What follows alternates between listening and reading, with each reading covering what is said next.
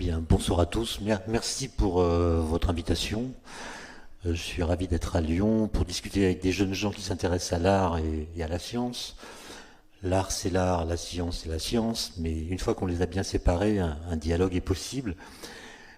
La soirée risque d'être intéressante parce que le message que je m'apprêtais à dire, à délivrer, est exactement le contraire de celui que vous avez énoncé à l'instant, à savoir que les images de science sont trompeuses par leur éloquence, c'est-à-dire qu'elles imposent un sens immédiat qui, en général, contredit ce qu'elles montrent vraiment scientifiquement. Or, vous nous montrez, vous, qu'en fait, elles n'ont pas de sens, ou plutôt elles ont une multiplicité de sens qui les rendent ambigus. Ouais. On va essayer de voir si un sens est... Et donc moi, je commencerai par rappeler que quand on s'intéresse à l'infiniment petit, c'est-à-dire quand on fait de la physique des particules, en général, on se présente comme un héritier des atomistes grecs, Leucippe, Démocrite, et en réalité, on invoque cette tradition pour justifier une pratique qui s'en détourne.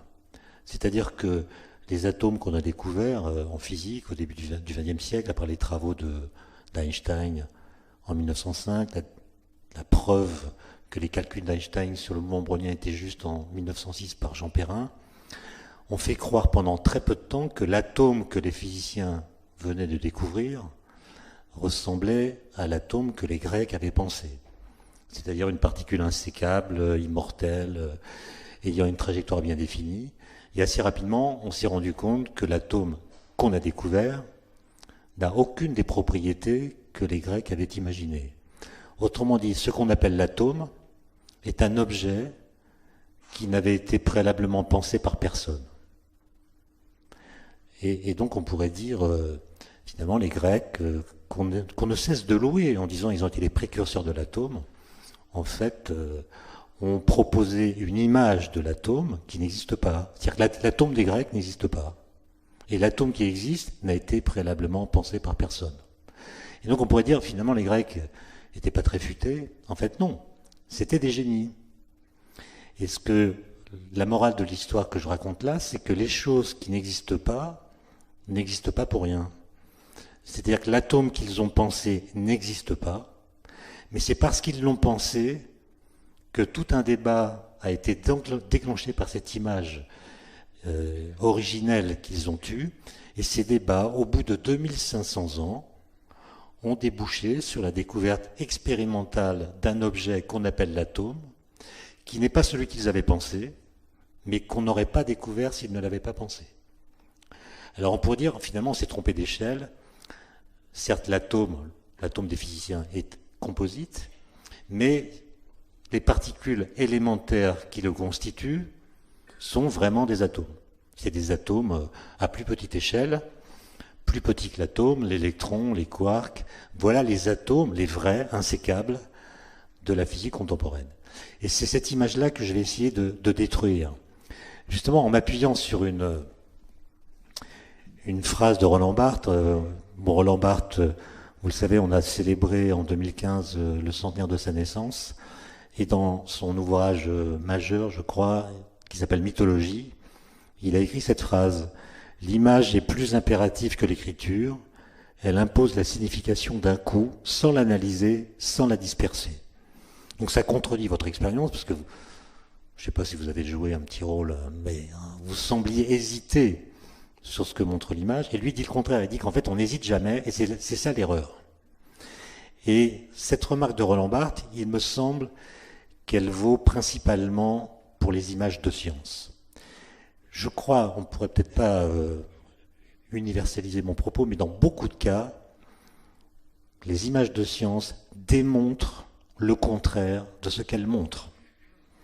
Et quand on en fait l'analyse scientifique, on aboutit à des conclusions qui sont le démenti de l'impression première qu'elles ont délivrée. Et l'exemple que je voudrais donner, c'est celui de la chambre à bulles.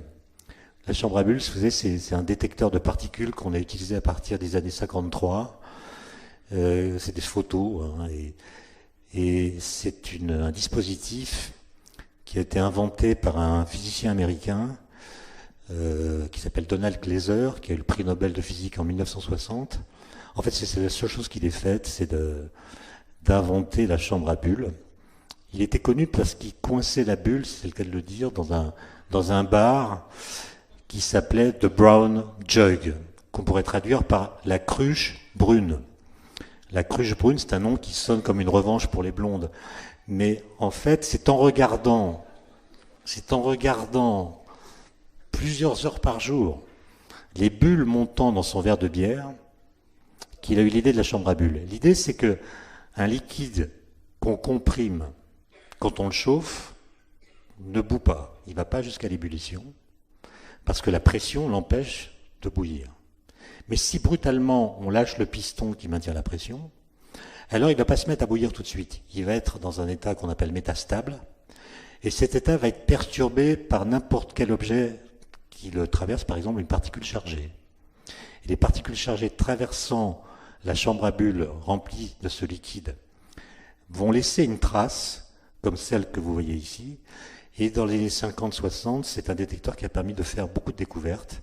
Et il y a eu, par exemple, on a découvert les courants neutres, ce qu'on appelle le Z0, la particule qui médiatise l'interaction nucléaire faible, a été découverte grâce à une chambre à bulles, grâce à un cliché de chambre à bulles, une photo qu'on a prise des traces qui sont faites des bulles qui sont créées par le passage de la particule au sein du liquide.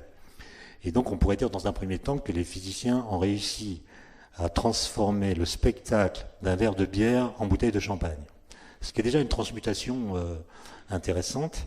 Mais là où les choses deviennent vraiment intéressantes, c'est que quand on voit ces clichés, évidemment on les interprète en disant finalement les particules sont des corpuscules. C'est-à-dire ce sont des petits grains de matière, des points matériels qui traversent cette chambre selon des trajectoires qui sont courbées par le champ magnétique, des trajectoires curvilignes. On voit que plus la courbure de la trajectoire est grande et moins l'énergie de la particule en question est petite. Et donc on a l'impression que ce sont des corpuscules qui se sont propagés dans la chambre. Et donc on a une conception de la matière qui est celle d'objets atomiques, en apparence insécables, concentrés dans un volume extrêmement petit, qui ont des trajectoires bien définies, c'est-à-dire une position et une vitesse bien déterminées en chaque point de la trajectoire. Et c'est la conclusion à laquelle le spectacle de cette image conduit immédiatement. Sauf que ça a été démontré par des physiciens comme Heisenberg et un peu avant lui par des physiciens anglais. On ne peut comprendre la trajectoire de ces objets qu'en représentant les objets qu'il a créés par des ondes.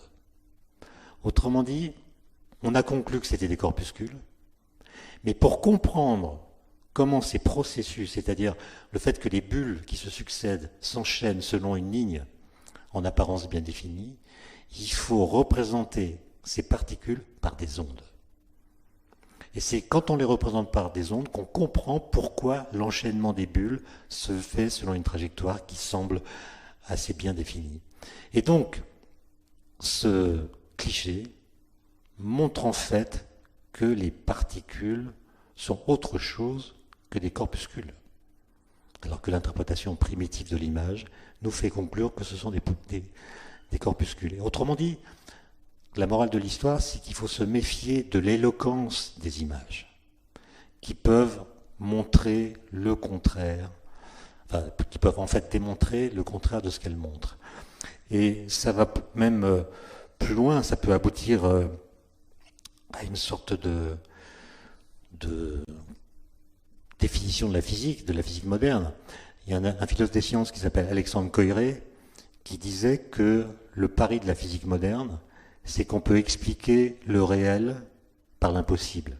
C'est-à-dire on peut expliquer ce qu'on voit, ce qu'on observe, grâce à des lois qui contredisent ce qu'on observe. Et d'ailleurs, si vous pensez à n'importe quelle loi physique qui vous passe par la tête, vous verrez que son énoncé contredit l'observation. La première loi physique de la physique moderne, c'est celle de Galilée sur la chute des corps. Galilée dit « tous les corps tombent à la même vitesse, quelle que soit leur masse ». Qui a jamais vu cela? Du temps de Galilée, personne. On ne savait pas faire le vide, et à chaque fois qu'on faisait tomber des corps, on voyait que les corps lourds tombaient plus vite que les corps légers. Donc la loi de la chute des corps qu'on déduit de l'observation nous fait dire que plus un corps est lourd et plus il tombe vite. Et Galilée, lui, se pose la question de savoir si cette loi est vraie. Elle est conforme à l'observation, mais ça ne lui suffit pas.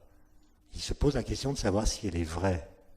Et il démontre, sans faire d'expérience, qu'on peut démontrer que si elle était vraie, cela prouverait qu'il est impossible qu'elle soit vraie. Et donc, il prend la loi au sérieux et il dit oui, supposons que les corps lourds tombent plus vite que les corps légers. Qu'est-ce qui se passe maintenant si je relie un corps lourd à un corps léger par une ficelle? Par exemple, une boule de pétanque à une balle de tennis. Je les relie par une ficelle. L'ensemble formé par les deux est plus lourd que la boule de pétanque. Donc si ma loi est correcte, l'ensemble va tomber plus vite que la boule de pétanque. Mais en même temps, pendant la chute, la balle de tennis, qui est moins lourde, va tomber moins vite que la boule de pétanque, donc elle va tendre la corde. Et en tendant la corde, elle va faire parachute et faire en sorte que l'ensemble va tomber moins vite que la boule de pétanque. Donc ça tombe plus vite et ça tombe moins vite. Contradiction. Comment résoudre la contradiction? En disant que la boule de pétanque tombe à la même vitesse que la balle de tennis. Ce qui n'est pas ce qu'on voit. Et donc la première loi physique est une loi qui contredit l'observation. Et c'est l'idée que les lois physiques sont hors du spectacle. Hors du spectacle. Et on ne peut pas les voir directement. Pour les trouver, il faut aller les chercher. Et l'ironie de l'histoire, c'est que hors du spectacle a pour anagramme la chute des corps.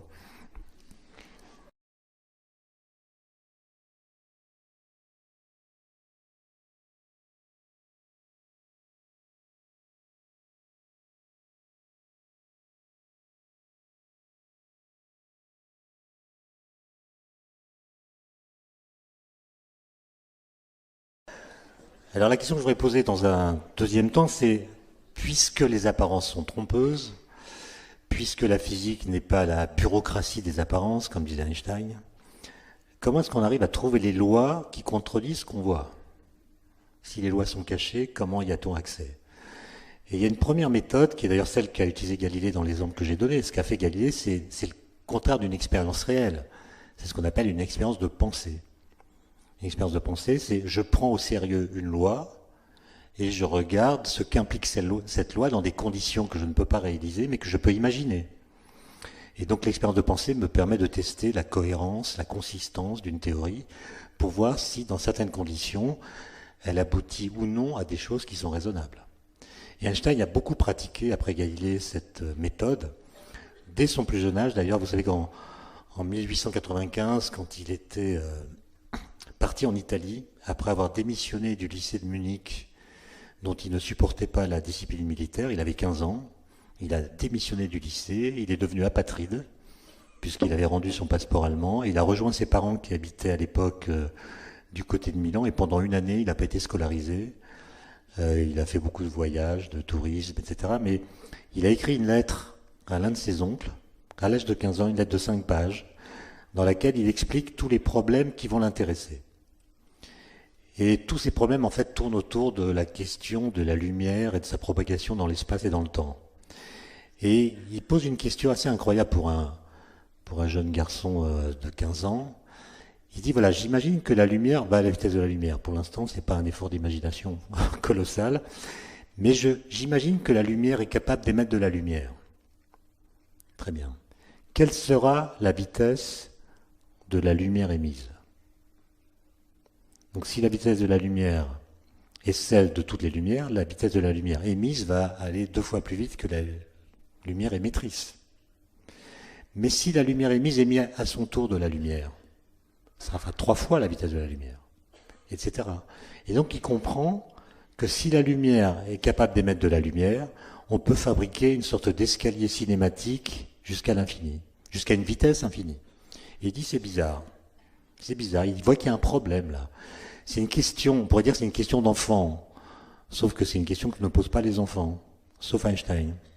Et un an plus tard, quand il sera à nouveau scolarisé en Suisse, dans un petit village qui sera Aarau, il va faire une autre expérience de pensée, qui est un peu le prolongement de celle que je viens d'évoquer, où il essaie de se mettre dans des situations qu'il imagine, mais qu'on ne peut pas réaliser concrètement, pour essayer de deviner quel paysage il verrait s'il était dans cette situation. Et il se demande par exemple ce qu'il verrait, quelles seraient les images qu'il verrait s'il était à cheval sur un rayon de lumière. À l'époque, les physiciens étaient persuadés que la lumière, c'est des ondes électromagnétiques qui se propagent dans l'espace à la vitesse de la lumière. Mais si vous êtes à cheval sur une onde électromagnétique, vous êtes en fait dans la position d'un surfeur qui est sur la crête d'une vague. Donc le surfeur va se déplacer en même temps que la vague, de sorte que les vagues qui sont devant lui et les vagues qui sont derrière lui seront immobiles par rapport à lui. Donc quand vous faites du surf sur une vague, les autres vagues sont installées dans ce qu'on appelle une onde stationnaire. C'est-à-dire que par rapport à vous, elles sont immobiles. Et donc Einstein conclut que s'il était à cheval sur une onde électromagnétique, cette onde lui apparaîtrait comme stationnaire, c'est-à-dire immobile par rapport à lui. Or, à 16 ans, il savait déjà qu'il n'y a pas de solution stationnaire des équations de Maxwell. Autrement dit, les équations de Maxwell nous disent que la lumière est toujours en mouvement par rapport à l'observateur. Et donc il se pose la question de savoir si l'expérience qu'il a imaginée est une expérience qui a du sens ou pas, puisqu'elle le met en situation de voir des choses que la théorie ne décrit pas. Alors est-ce que c'est que la théorie est fausse, ou est-ce que c'est que la situation qu'il a imaginée est impossible? On est en 1896 lorsqu'il pose cette question, et il lui faudra 10 ans pour y répondre, en proposant une nouvelle théorie de l'espace-temps qui s'appelle la relativité restreinte, qui va publier en 1905, et qui dit qu'en fait, quelle que soit la vitesse de l'observateur, quelle que soit la vitesse de la source qui émet la lumière est égale à la vitesse de la lumière. C'est-à-dire que la vitesse de la lumière est un absolu qui ne dépend pas de la vitesse de sa source et qui ne dépend pas de la vitesse de l'observateur qui la mesure. Et donc ces expériences de pensée, en tout cas chez Einstein, quand on agit d'Einstein, c'est très fécond, ça lui a permis, sans faire d'expérience du tout, de révolutionner la physique. Et il va continuer d'ailleurs longtemps à pratiquer ce genre d'exercice. Par exemple en 1907, donc 2 ans après l'année miraculeuse de 1905, où il publie 5 articles incroyables alors qu'il n'a pas de poste à l'université, il travaille comme ingénieur à l'Office fédéral de la propriété intellectuelle, et il va... au cours d'une sieste semi-éveillée, en novembre 1907, il est toujours assis sur son tabouret au bureau des brevets, et il a ce jour-là l'idée qu'il appelle l'idée la plus heureuse de sa vie. Alors qu'est-ce qu'il dit? Il suffit de le lire, c'est dans son autobiographie, il dit « J'ai compris ce jour-là qu'une personne en chute libre ne sent pas son propre poids. » Qui est un truc que n'importe qui aurait pu voir pour le coup. Parce qu'il suffit d'avoir fait un peu de gravitation newtonienne à l'école pour savoir qu'en effet, c'est d'ailleurs ce que disait Galilée, le mouvement d'un corps dans un champ de gravitation est indépendant de sa masse.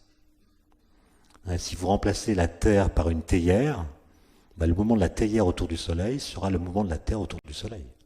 Le mouvement d'un corps dans un champ de gravitation ne dépend pas de sa masse. Et donc ça, c'est dans les équations de Newton. Einstein n'a rien inventé. Simplement, il s'est mis en situation presque musculaire de tenter d'éprouver ce que vit quelqu'un qui tombe. Et si vous êtes en train de tomber, évidemment, c'est sous l'effet de votre poids. C'est votre poids qui est la cause de votre chute. Mais comme tous les corps tombent à la même vitesse, si pendant la chute, vous sortez votre portefeuille de votre veste, le portefeuille, par rapport à vous, ne tombe plus. Et donc, la cause de votre chute, qui est la pesanteur, vous met en situation d'apesanteur. Les objets qui tombent avec vous sont libérés de la pesanteur. Et donc Einstein se dit, c'est un truc bizarre, qui est pourtant inscrit dans les équations de Newton depuis presque 3 siècles et demi. Et lui le comprend, et il comprend qu'il y a quelque chose qui ne va pas, puisque ça sous-entend que l'effet d'une cause peut annuler la cause. La pesanteur qui vous fait tomber est annulée par le fait que vous tombez. Ça va le conduire au principe d'équivalence, qui, 8 ans plus tard, va l'amener à une nouvelle théorie de la gravitation, qui s'appelle la relativité générale, qu'il publie en 1915, et qui a été brillamment confirmé un siècle plus tard par la détection des ondes gravitationnelles. Donc vous voyez, c'est des expériences de pensée qui n'ont fait fonctionner que sa tête. Il n'y a pas eu besoin de matériel, d'expériences compliquées.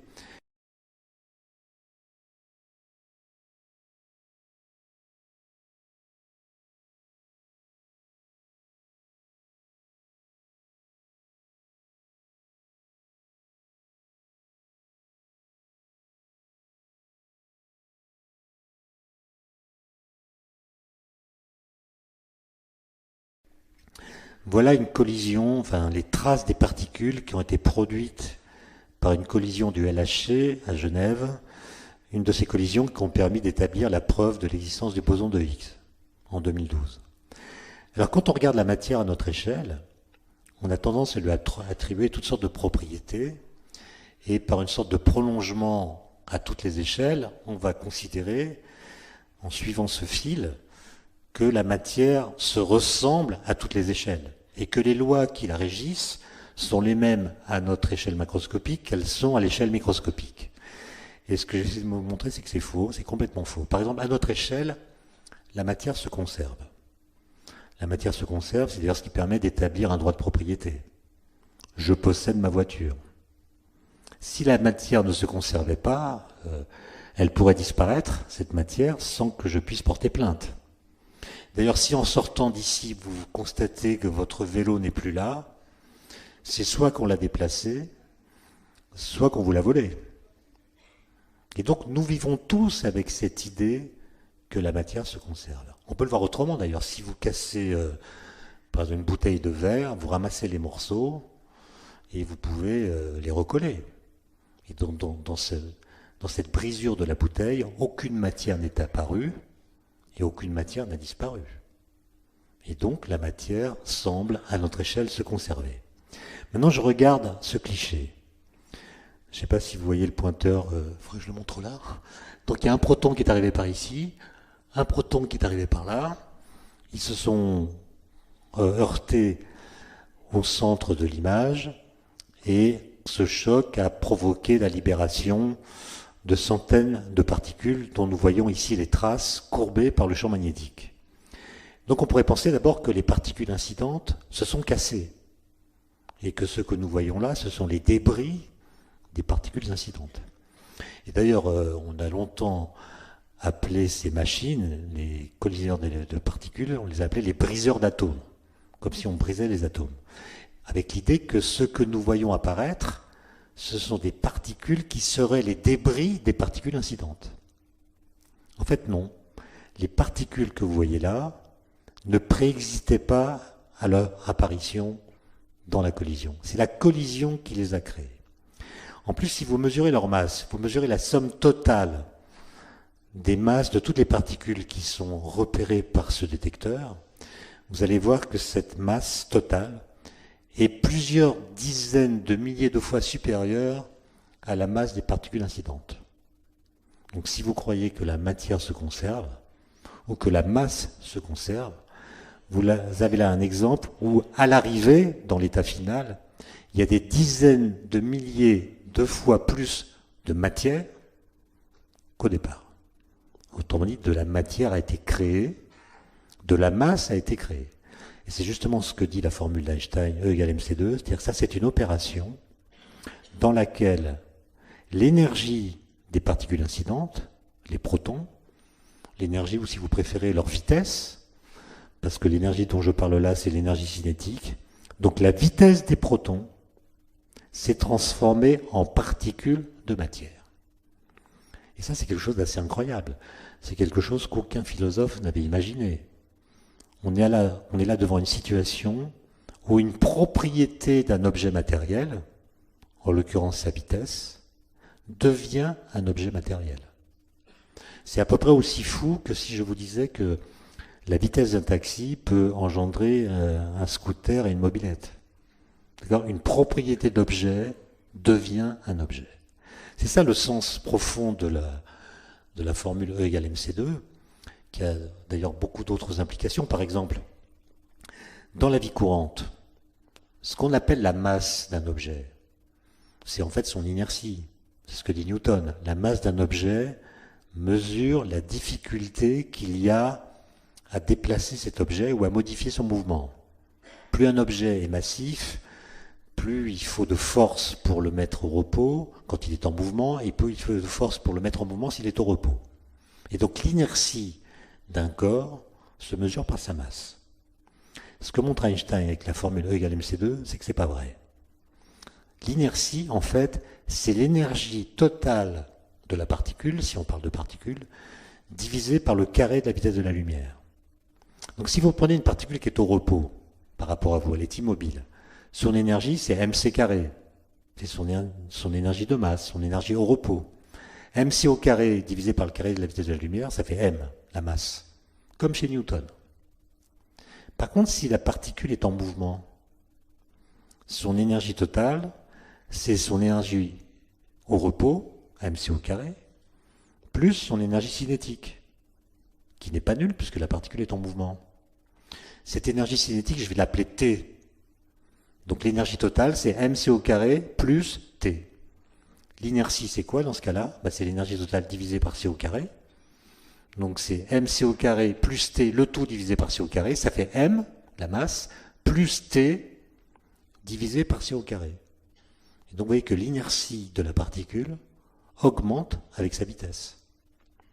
Donc plus la particule va vite, plus son inertie est grande.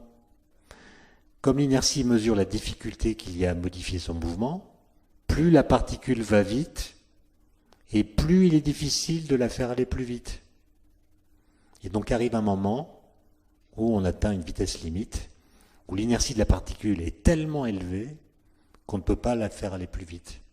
Et cette vitesse limite, c'est la vitesse de la lumière, que les particules ne peuvent pas dépasser. Et donc vous voyez comment le spectacle de l'infiniment petit oblige à presque démentir toutes les lois physiques qui nous viennent de l'observation de la vie quotidienne à notre échelle. On pourrait même aller plus loin, je ne sais pas si j'ai monsieur le maître du temps là. Parce que par exemple, un autre truc qui est intéressant, c'est, j'ai parlé du boson de Higgs, il a été découvert en 2012, prédit en 1964. Alors qu'est-ce qui s'est passé en 1964 ? À l'époque, on commençait à bien comprendre ce genre de phénomène-là, même si les énergies étaient plus basses, même si les théories étaient moins affûtées, mais les gens avaient compris que on peut tenter de décrire les interactions fondamentales, à l'exception des gravitations, en utilisant la mécanique quantique et ce qu'on appelle des groupes de symétrie. Et donc à chaque interaction électromagnétique ou nucléaire, on associe un groupe de symétrie, on met tout ça dans ce qu'on appelle une théorie de jauge, et si le groupe de symétrie est bien choisi, la structure de l'interaction est complètement déterminée. Autrement dit, le jeu, c'était de trouver le groupe de symétrie correspondant à chacune des trois interactions qui agissent au niveau microscopique, la force électromagnétique, la force nucléaire faible et la force nucléaire forte. Ce travail a été fait et donnait des bons résultats au sens où les théories qu'on avait construites à l'époque, ce qu'on appelle le modèle standard, permettaient de rendre compte des collisions comme celles que j'ai montrées avec le cliché des chambres à bulles. Et dès que les gens ont dit mais tiens, c'est super, on a une théorie qui marche. Elle marche au sens où elle rend compte des phénomènes observés, ce qui est le minimum et peut-être le maximum qu'on puisse demander à une théorie physique, rendre compte des résultats des expériences. Simplement, il y a des gens qui se sont dit mais qu'est-ce qui se passerait vraiment si ces équations étaient justes? Un peu comme Galilée qui se demande qu'est-ce qui se passerait vraiment si les corps tombaient d'autant plus vite qu'ils sont plus lourds. Qu'est-ce que ça impliquerait vraiment? Là, ils se sont dit, qu'est-ce qui se passerait si les équations du modèle standard étaient justes? Et la conclusion à laquelle ils sont arrivés, c'est d'ailleurs un calcul très simple, a été de dire que si les équations du modèle standard étaient justes, alors les masses des particules élémentaires devraient toutes être nulles. La masse de l'électron devrait être nulle.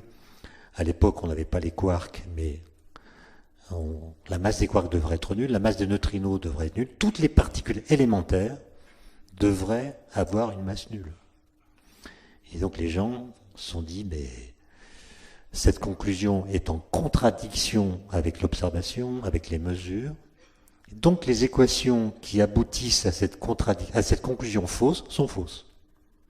Et donc les gens commençaient à rejeter les modèles standards, à chercher d'autres façons de décrire les interactions.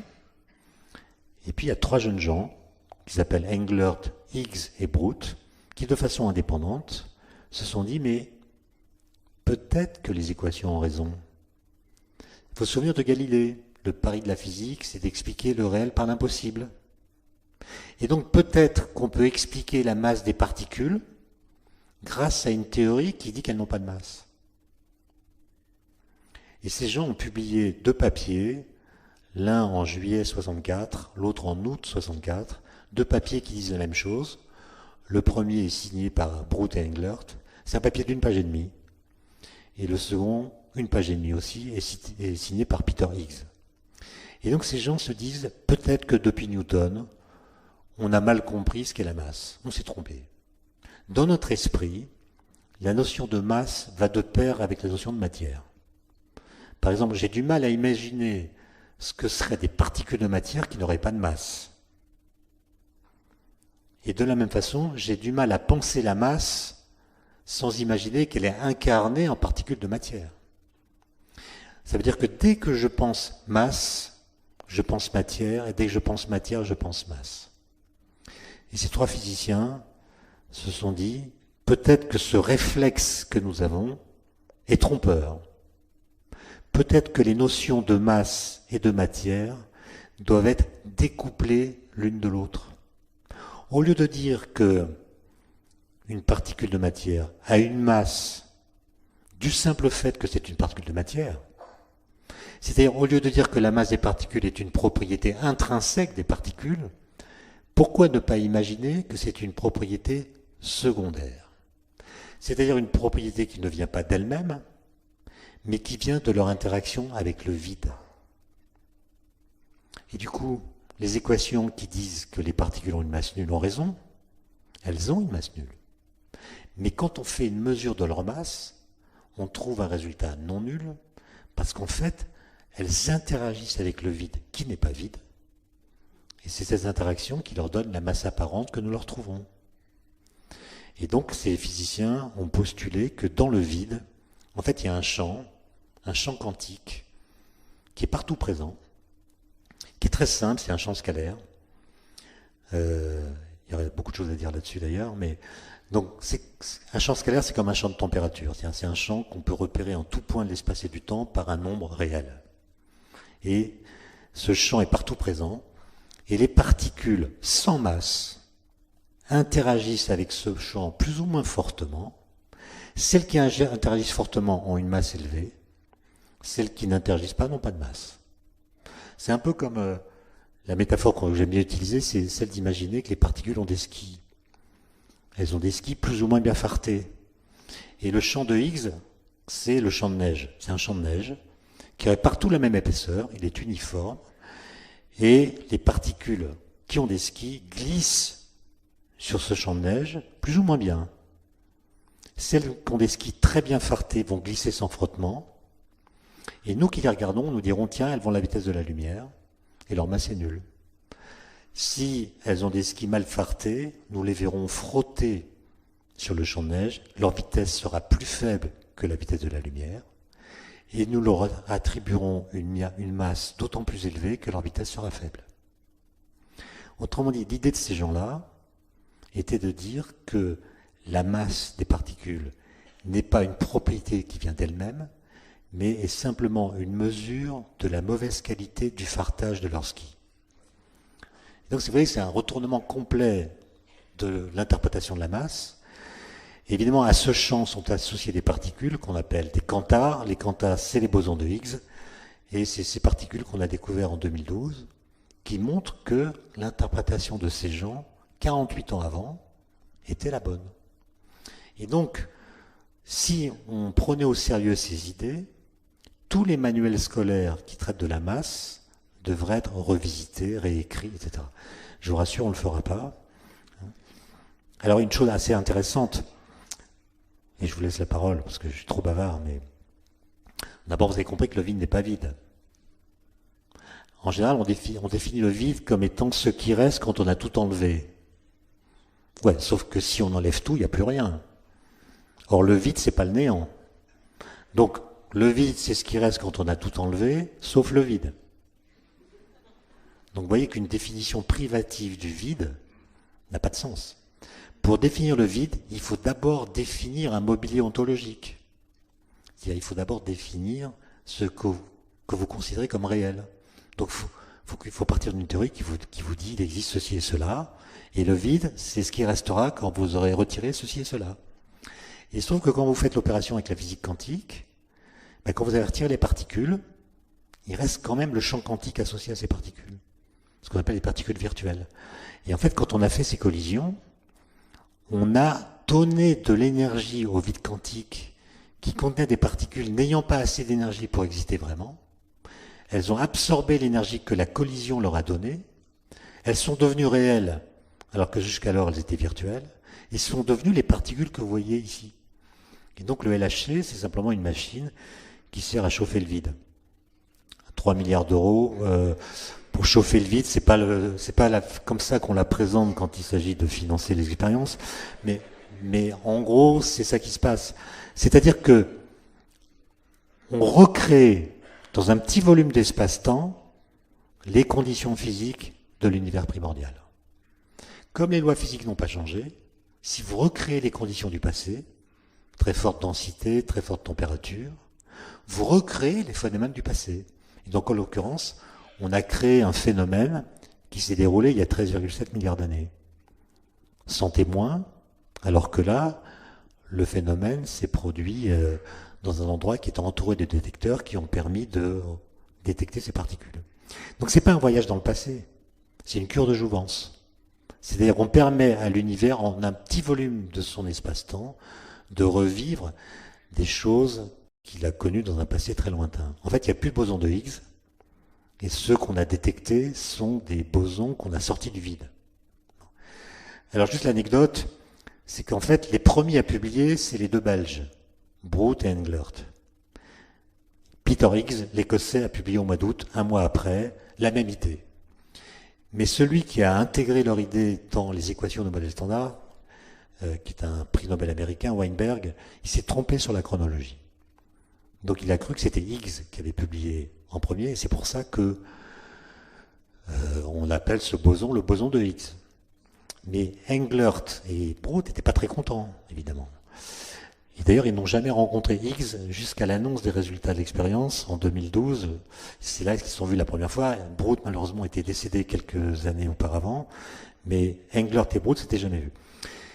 Et après la détection du boson de Higgs, évidemment, Brout et Higgs, savaient qu'ils auraient le prix Nobel.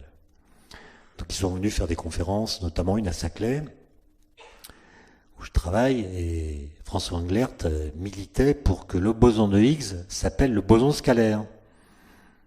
Voilà, c'est un nom, c'est un nom commun, boson scalaire, c'est effectivement une particule qui est décrite par un champ scalaire, et donc boson scalaire. Et on lui a fait remarquer que l'anagramme de boson scalaire, c'est bière sans alcool. Ce qui pour un Belge n'est pas possible. Et donc il a changé son fusil d'épaule, et maintenant il milite pour qu'on l'appelle le boson H.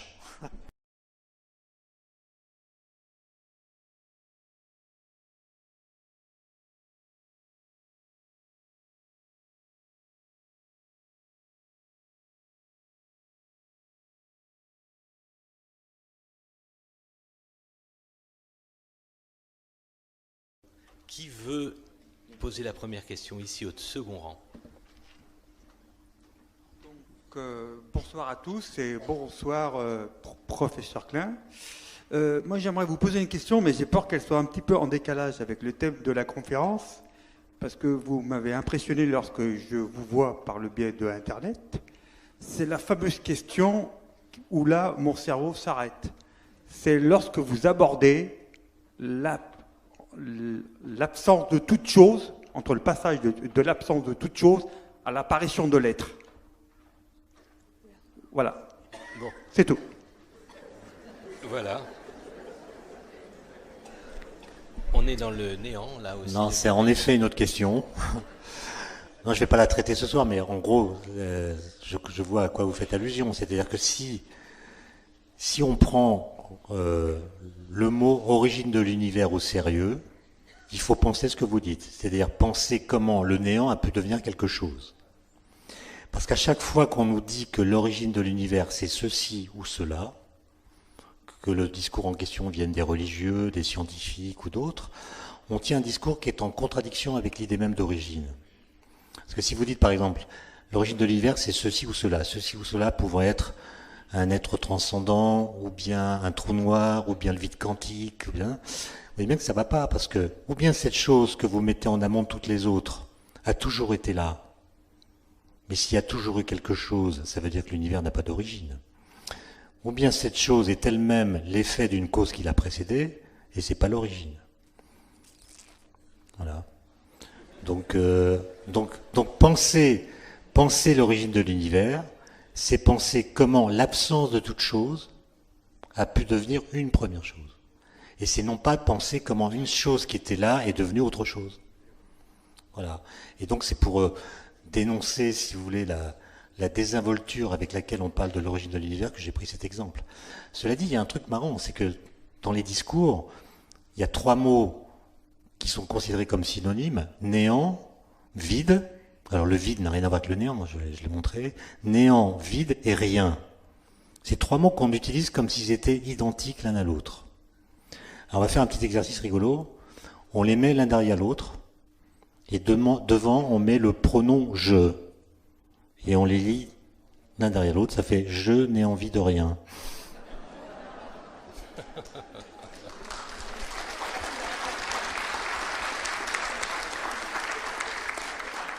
C'est une question qui nous taraude toujours. Je pensais au débat qu'il y avait à la fin du XVIIe siècle sur ce qu'on appelait l'énergie du néant, quand on s'aperçoit que quand il n'y a rien, il y a quelque chose qui va attirer le piston, etc.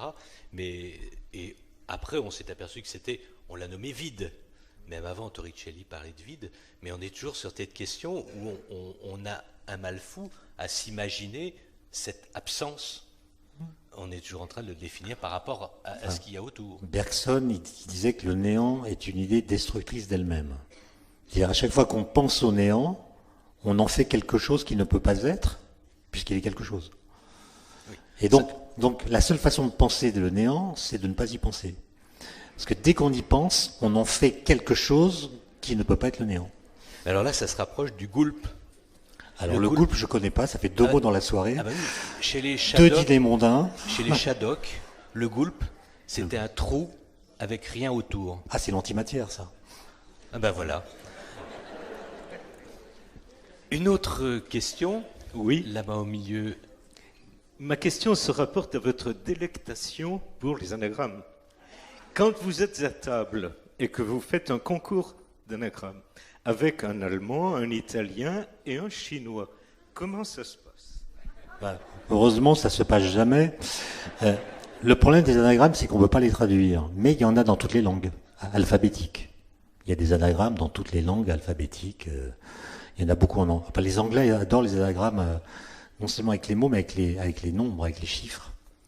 Par exemple, quand vous trouvez, calculer 12 plus 1, ça fait 13. Maintenant, vous calculez 11 plus 2, ça fait 13. Maintenant, vous regardez les lettres, à gauche et à droite, c'est les mêmes. Donc vous avez à la fois une anagramme sur les lettres et sur les nombres. En anglais, 11 plus 2, ça fait 13, et 12 plus 1, ça fait 13. En français, ça ne marche pas, sauf pour les nombres, pas pour les lettres. Et on peut en trouver en français avec les lettres, c'est plus compliqué. Mais même si vous faites un best-seller en français avec des anagrammes, ça ne se vend pas à l'étranger. C'est ça le problème. Bonsoir. Monsieur, Si on fait la somme des nombres de 1 jusqu'à l'infini, de différentes manières sur le plan mathématique, on peut démontrer que ça fait moins un douzième. C'est complètement contre-intuitif. Et pourtant, l'effet Casimir, pas celui de l'île aux enfants, mais Casimir, repose là-dessus. Quelle leçon doit-on tirer sur le plan de la philosophie des sciences? Alors, Il va falloir que je réfléchisse là. D'autant plus que je n'ai pas entendu la première moitié de la question. Mais je suis pas sûr que j'ai envie de l'entendre. En fait, Si on fait la somme des nombres entiers de 1 jusqu'à l'infini, oui. on tombe sur moins un douzième.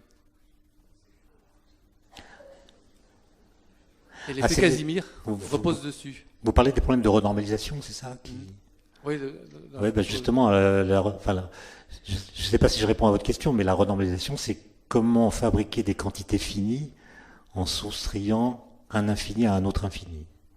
Je ne sais pas si c'est la réponse à la question, mais la question de l'infini en mathématiques est vertigineuse, et en physique, elle pose aussi beaucoup de problèmes, comme vous le savez, dans les relations entre la physique quantique et la relativité générale, par exemple. On tombe sur ce genre de choses, à propos de l'énergie du vide, par exemple.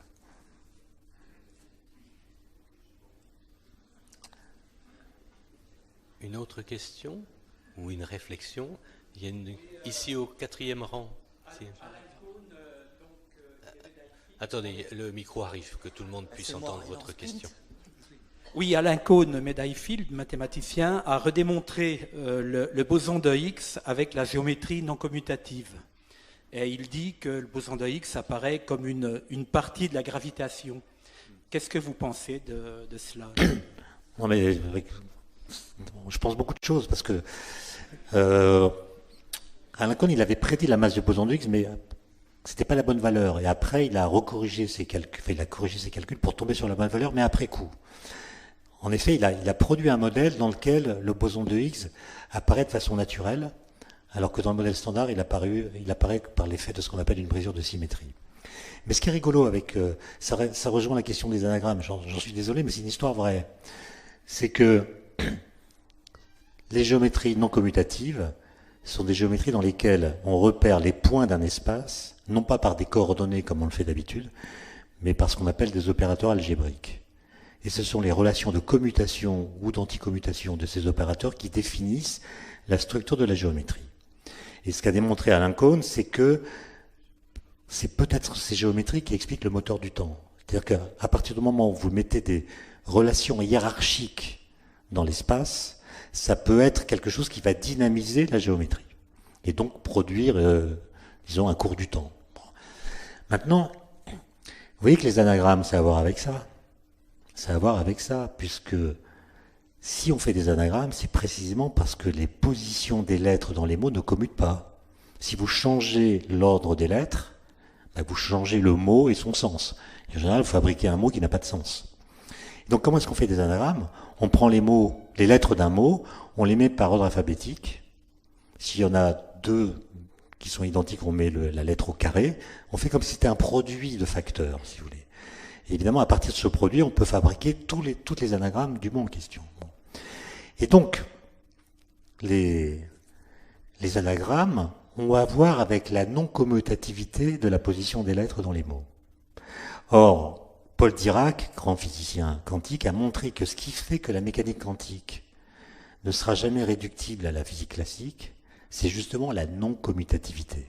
C'est-à-dire que quand vous mesurez la position d'une particule puis sa vitesse, vous n'obtenez pas le même résultat que si vous mesurez d'abord sa position, puis sa... Enfin, je ne sais plus dans quel ordre j'ai dit, mais enfin bref, vous inversez les deux trucs. Et donc, les anagrammes ont un truc assez puissant. Et un jour, j'ai rencontré Alain Cohn, qui expliquait justement comment le boson de Higgs, en apparaissant dans l'univers primordial, va donner une masse aux particules élémentaires, donc va leur donner un temps propre. Bon. Et donc, le boson scalaire de Higgs, quand vous regardez, quand vous cherchez les anagrammes, vous trouvez un truc extraordinaire, vous trouvez, ça donne l'horloge des anges ici-bas. Le boson scalaire de Higgs, l'horloge des anges ici-bas. C'est-à-dire qu'avant le boson de Higgs, les particules n'ont pas de masse, sont des anges. Le boson de Higgs apparaît, elles ont une masse, et acquiert un temps propre. Parce qu'en relativité, pour qu'une particule ait un temps propre, il faut que sa masse soit non nulle. Donc j'ai raconté ça à Alain Cohn, qui est quasiment, je vous jure que c'est vrai, en étant en Corse, quasiment tombé en syncope. Tellement il a pris l'avion le lendemain avec sa femme pour aller à Venise. Et quelques mois plus tard, est sorti en librairie un livre écrit par Alain Cohn et son épouse, qui s'appelle Le Théâtre Quantique, sous-titre L'horloge des anges ici-bas. Ça l'a marqué. Mais ce qui est incroyable, c'est qu'il n'avait pas vu le lien entre les géométries non commutatives dont il est le père et les anagrammes.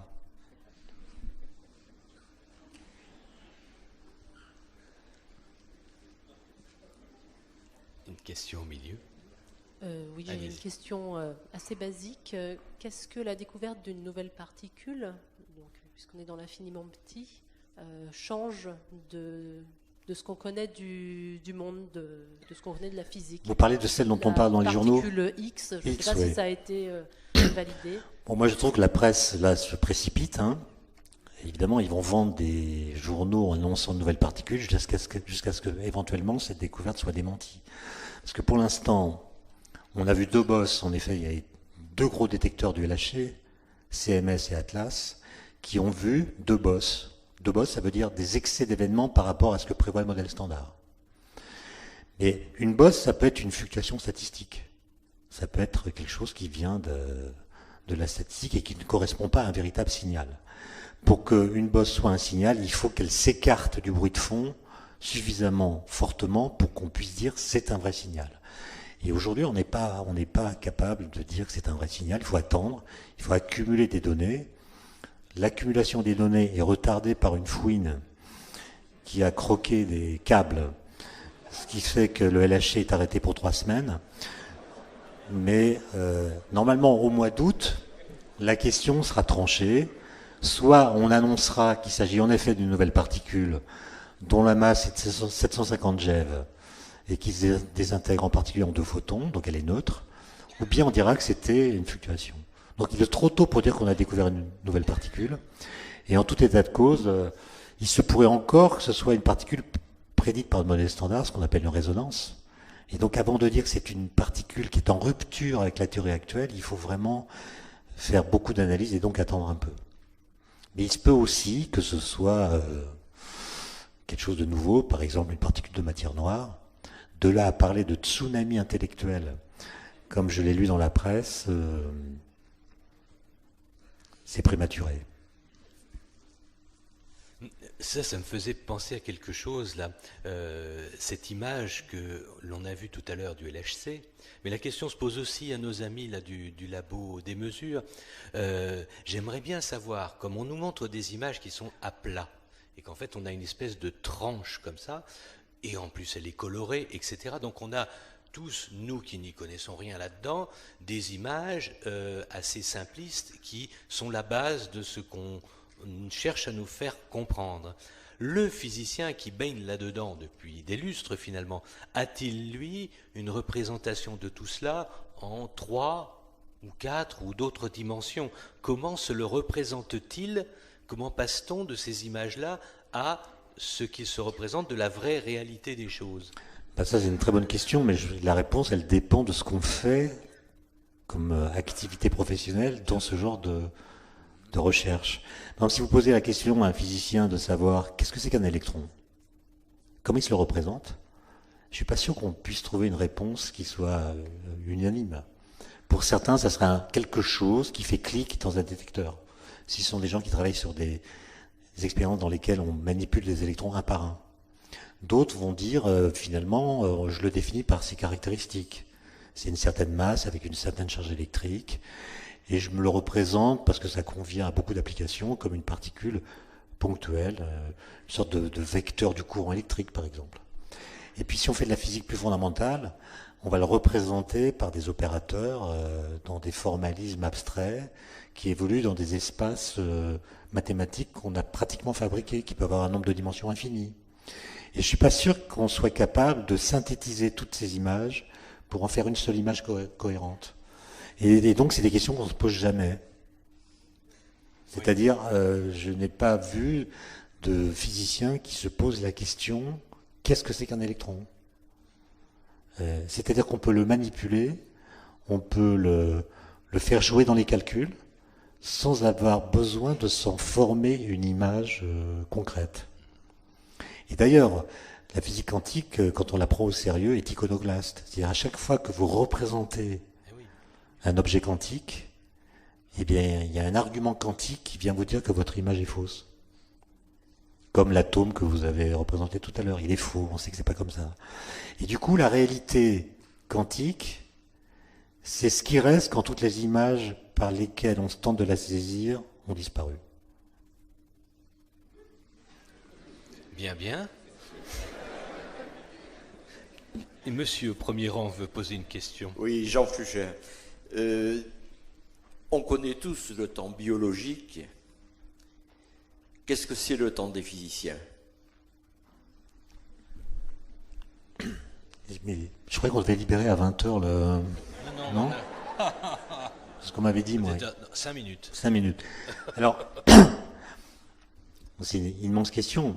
Moi, je ne pense pas qu'il y ait un temps biologique. Voilà. Je pense qu'il y a des temporalités biologiques, c'est-à-dire qu'il y a des phénomènes biologiques qui se déroulent dans le temps, qui ont des temporalités particulières ou spécifiques. Mais si vous commencez à imaginer qu'il y a autant de temps différents qu'il y a de temporalités différentes, c'est-à-dire si vous vous autorisez à ajouter des qualificatifs au temps, en disant il y a un temps géologique, un temps biologique, un temps physique, un temps des philosophes, un temps cosmologique, etc., vous faites du temps une entité qui est impensable, puisqu'elle va se disperser dans toutes les manifestations qui lui donnent prise. Et donc, moi, mon travail, c'était de dire, prenons les équations de la physique au sérieux, parce que la physique est quand même une science efficace. Je ne dis pas que la biologie ne l'est pas, mais la biologie n'a pas d'équation. La physique, elle a permis de prédire des nouvelles particules, comme le boson de Higgs, qui a à voir avec la question du temps, comme je l'ai rappelé. Et donc je me dis, finalement, la physique, qui est capable de faire apparaître de nouveaux éléments de réalité, c'est que la physique, elle a compris quelque chose au temps. Donc, regardons ce que les équations de la physique diraient du temps si elles pouvaient parler. Et si les équations de la physique pouvaient parler, elles diraient du temps tout à fait autre chose que ce que le langage ordinaire dit du temps. Par exemple, si vous prenez le temps newtonien, c'est un temps qui ne change pas au cours du temps. Le paramètre T des équations qu'on apprend à l'école, il ne dépend pas du temps. Alors que le langage quotidien nous fait confondre le temps avec le changement. Newton vous dit non, le temps c'est le seul truc qui ne change pas dans l'univers. Le temps ne change pas au cours du temps sa façon d'être le temps. Bon, donc vous voyez que la représentation du temps dément complètement notre discours sur le temps. Simplement, est-ce que, en disant cela, on n'est pas victime d'une sorte de parti pris de Newton? Ça, c'est une question à laquelle je ne sais pas répondre, que je me suis posée il n'y a pas longtemps d'ailleurs. Comment se fait-il que Newton ait appelé temps la variable t de ses équations, qui n'a aucune des propriétés que notre langage ou notre pensée attribue au temps? Autrement dit, pourquoi a-t-il nommé temps un truc qui ne ressemble pas au temps? Et ça, c'est une question pour laquelle je n'ai pas de réponse. Parce que le temps de Newton, vous voyez, c'est un temps qui transporte avec lui les équations physiques de façon invariante. C'est juste un temps qui porte l'invariance des lois physiques au cours du temps. Il ne fait rien d'autre.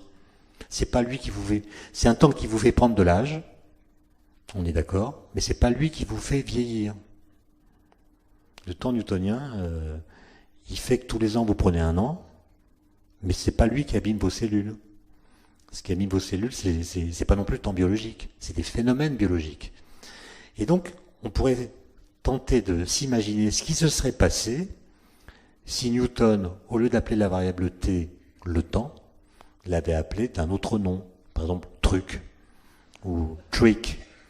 Si Newton avait appelé t le truc, les physiciens feraient des colloques sur le statut de truc ou de bidule truc, parce que l'espace on l'aurait appelé bidule, et les philosophes, les psychologues et les autres feraient des colloques sur ce qu'on appelle le temps. Mais vous voyez, il faudrait pouvoir reconstituer le cheminement intellectuel qu'a suivi Newton pour décréter qu'une nouvelle variable apparaissant dans les équations était ce qu'on appelle le temps. Pourquoi il a fait ce choix sémantique? Et j'aimerais bien avoir la réponse un jour. Entre-temps, je le vois passer, oui. Le temps, et donc je vous propose... Il y a un peu plus de 30 ans, on parlait beaucoup dans les... C'est moi.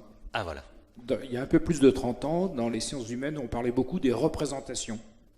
Et pour faire simple, c'était « dis-moi quelles sont tes représentations et je te dirai à quelle cosmologie tu as accès ». Aujourd'hui, est-ce que ce thème est encore d'actualité? Et si oui, sous quelle forme? Parce qu'on a beaucoup tourné autour de ces questions-là, autour de l'image, autour de la représentation de l'image, avec les dimensions, etc. Que dire aujourd'hui sur cette question des représentations? Pour la cosmologie? Non, ça n'a rien à voir avec la cosmologie, c'est simplement, on a une représentation du monde qui nous entoure, on se le représente. Ça veut dire qu'en fonction de cette représentation, de ce méta-niveau auquel j'ai accès, je vais voir le monde en fonction de mes représentations. On a parlé un peu d'interculturel tout à l'heure. Si je change de culture, je vais changer mes représentations et je vais voir des choses que je ne voyais pas avant. Ça veut dire que, quelque part, ce que nous voyons aujourd'hui, ce à quoi nous avons accès, est d'abord conditionné par nos représentations. Oui, j'ai compris. Mais moi, je ne suis pas sûr qu'on soit capable de penser complètement ce que nous savons.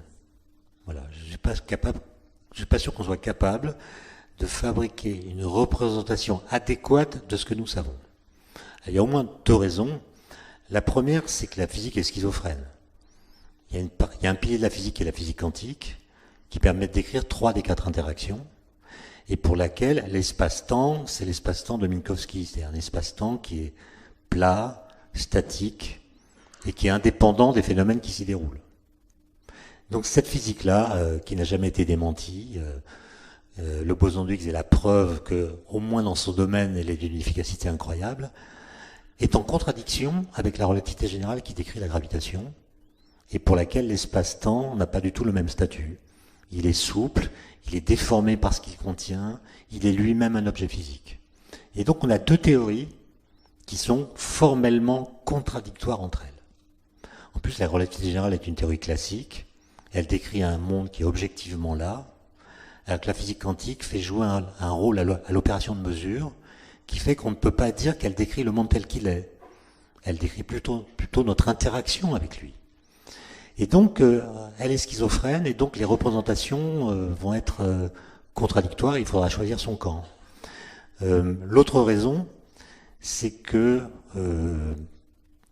notre intellect est capable de fonctionner même quand l'intuition est en déroute. On est capable de faire des calculs, de se représenter des choses dans des espaces abstraits, sans être capable de les relier à l'espace et aux phénomènes tels qu'ils se donnent à nous dans notre échelle. Et ça fait que la physique théorique, par exemple, est à la fois découvrante, au sens où elle nous permet d'accéder à des choses réelles que nous ne percevons pas directement, donc elle découvre des éléments de réalité, et elle est en même temps recouvrante parce que on n'arrive pas à comprendre ou à se représenter concrètement ces choses qui existent. Et donc, il faudrait faire un sondage, c'est une bonne idée, de demander aux physiciens qui fassent de la théorie des cordes ou autre chose, quelle est leur représentation du monde. Il y en a qui vous diront sans doute, tout est champ.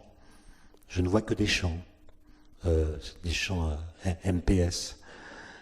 D'autres diront, je vois, des objets ayant des propriétés bien définies.